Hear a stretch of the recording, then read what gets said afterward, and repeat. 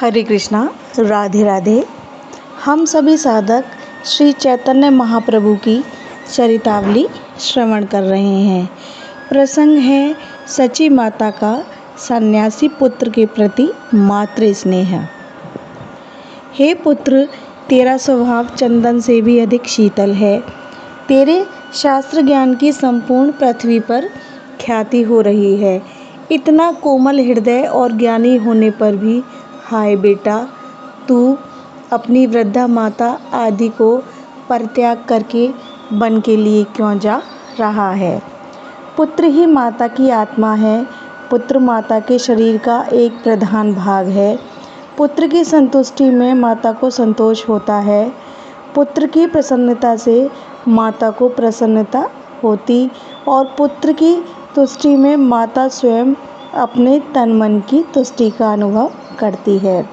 माता की एक ही सबसे बड़ी साध होती है, वह अपने प्रिय पुत्र को अपने सामने खाते हुए देखना चाहती है। अपनी शक्ति के अनुसार जितने अच्छे अच्छे पदार्थ वह अपने पुत्र को खिला सकती है, उतने पदार्थों को उसे खिलाकर वह इतनी प्रसन्न होती है जितनी प्रसन्नता उसे स्वयं खाने से प्राप्त नहीं होती। पुत्र चाहे बूढ़ा भी क्यों न हो जाए, उसके पांडित्य का, उसकी बुद्धि का, उसके ऐश्वर्य का चाहे संपूर्ण संसार ही लोहा क्यों न मान ले, किंतु माता के लिए वह पुत्र सदा ही छोटा बालक ही बना रहता है। वह आते ही उसके पेट को देखने लगती है कि कहीं भूखा तो नहीं है। जाते समय वह उसके वस्त्रों को ठीक तौर से संभाल कर रखने का आदेश करती है।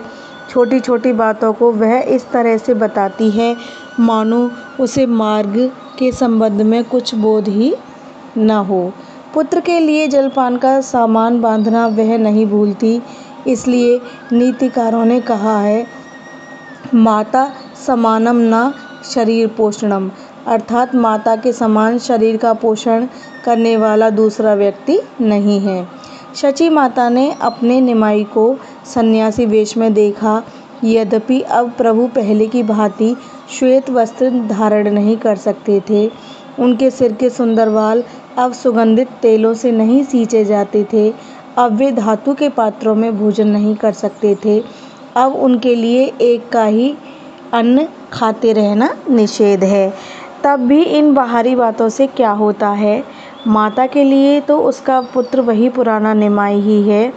सिर मुड़ाने और कपड़े रंग लेने से उसमें निमाई में कोई परिवर्तन नहीं हुआ।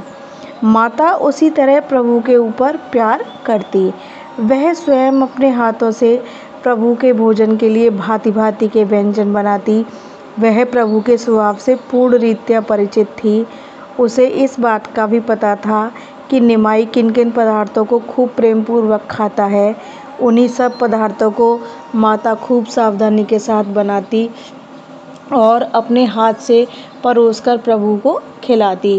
प्रभु भी माता के संतोष के निमित्त सभी पदार्थों को खूब रुचिपूर्वक खाते और भोजन करते करते पदार्थों की प्रशंसा भी करते जाते थे। प्रभु के भोजन कर लेने के अनंतर शची माता और सीता देवी दोनों मिलकर अन्य सभी भक्तों को प्रेम के सहित भोजन कराती। सबको भोजन कराने के पश्चात स्वयं भोजन करती। इस प्रकार आचार्य देव का घर उस समय उत्सव मंडप बना हुआ था। प्रातःकाल सभी भक्त उठकर संकीर्तन करने लगते। इसके अनंतर सभी प्रभु को साथ लेकर नित्य कर्मों से निवृत्त होने के लिए गंगा किनारे जाते। सभी भक्त मिलकर गंगा जी की सुंदर बालुका में भांति भांति की क्रीड़ाएं करते रहते। अनंतर संकीर्तन करते हुए आचार्य के घर पर आ जाते। तब तक शची माता भोजन बनाकर तैयार कर रखती। प्रभु के भोजन के अनंतर सभी भक्त प्रसाद पाते। फिर तीसरे पहर से श्री कृष्ण कथा छिड़ जाती। सभी भगवान के गुणों का वर्णन करते तथा श्री कृष्ण कथा श्रवण करके अपने कर्णों को धन्य करते। सायंकाल को फिर गंगा किनारे चले जाते और प्रभु के साथ अनेक भक्ति संबंधी गूढ़ विषयों पर बातें करते रहते। प्रभु अपने सभी अंतरंग भक्तों को भक्ति तत्व का रहस्य समझाते, उन्हें उपासना की पद्धति बताते और संकीर्तन की अपेक्षा जप करने पर अधिक जोर देते। भगवान नाम का जप किसी भी तरह से किया जाए वही कल्याणप्रद होता है। उसमें संकीर्तन के समान 10-5 आदमियों की तथा ढोल करताल आदि वाद्यों की भी उपेक्षा नहीं रहती। मनुष्य हर समय हर स्थान में हर अवस्था में भगवान नाम का जाप कर सकता है। वे शिव जी के इस वाक्य को बार बार दोहराते, जपात सिद्धिर जपात सिद्धिर वरानने, अर्थात हे पार्वती जी, मैं प्रतिज्ञापूर्वक कहता हूँ कि जप से ही सिद्धि प्राप्त हो सकती है। किसी भक्त को कोई शंका होती तो उसका समाधान प्रभु स्वयं करते। गंगा जी से लौटने पर संकीर्तन आरंभ हो जाता। उन दिनों संकीर्तन में बड़ा ही अधिक आनंद आता था। सभी भक्त आनंद में बेसुध होकर नृत्य करने लगते।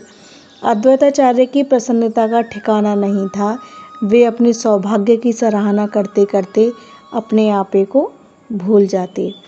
अपने घर में नित्य प्रति ऐसे समारोह के उत्सव को देखकर उनकी अंतरात्मा बड़ी ही प्रसन्न होती। कीर्तन के समय वे जोरों से भावावेश में आकर नृत्य करने लगते। नृत्य करते करते वृद्ध आचार्य अपनी अवस्था को एकदम भूल जाते और युवकों की तरह उछल उछल कर कूद कूद कर नाचने लगते। नाचते नाचते बेहोश होकर पृथ्वी पर गिर पड़ते। घंटों इसी प्रकार बेहोश हुए पड़े रहते। भक्तों के उठाने पर बड़ी कठिनता से उठते। महाप्रभु अब संकीर्तन में बहुत कम नृत्य करते थे, किंतु जिस दिन भावावेश में आकर नृत्य करने लगते उस दिन उनकी दशा बहुत ही विचित्र हो जाती। उनके संपूर्ण शरीर के रोम बिल्कुल सीधे खड़े हो जाते। नेत्रों से अश्रुओं की धारा बहने लगती। मुंह से झाग निकलने लगते और हरी हरी बोलकर इतने जोरों से नृत्य करते थे कि देखने वालों को यही प्रतीत होता था कि प्रभु आकाश में स्थित होकर नृत्य कर रहे हैं। भक्तगण आनंद में विह्वल होकर प्रभु के चरणों के नीचे की धूलि को उठाकर अपने संपूर्ण शरीर में मल लेते और अपने जीवन को सफल हुआ समझते। इस प्रकार 10 दिनों तक प्रभु ने अद्वैताचार्य के घर पर निवास किया।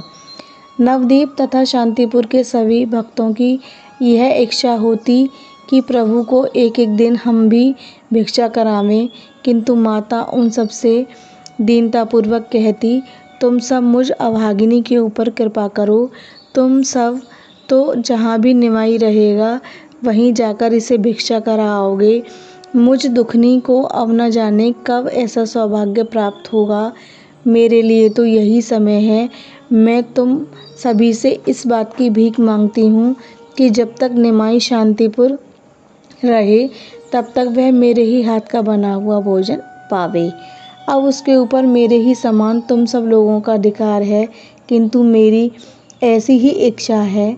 माता की ऐसी बात सुनकर सभी चुप हो जाते और फिर प्रभु के निमंत्रण के लिए आग्रह न करते। इस प्रकार अपनी जननी के हाथ की भिक्षा को पाते हुए और सभी भक्तों के आनंद को बढ़ाते हुए श्री अद्वैताचार्य के आग्रह से प्रभु शांतिपुर में निवास करने लगे। प्रभु शांतिपुर में ठहरे हुए हैं, इस बात का समाचार सुनकर लोग बहुत बहुत दूर से प्रभु के दर्शनों को आया करते। इस प्रकार शांतिपुर में प्रभु के रहने से एक प्रकार का मेला सा ही लग गया। प्रेम अवतार चैतन्य देव मातृ स्नेह और अद्वैताचार्य के प्रेमाग्रह के ही कारण 10 दिनों तक शांतिपुर में ठहरे रहे। हरे कृष्णा, राधे राधे।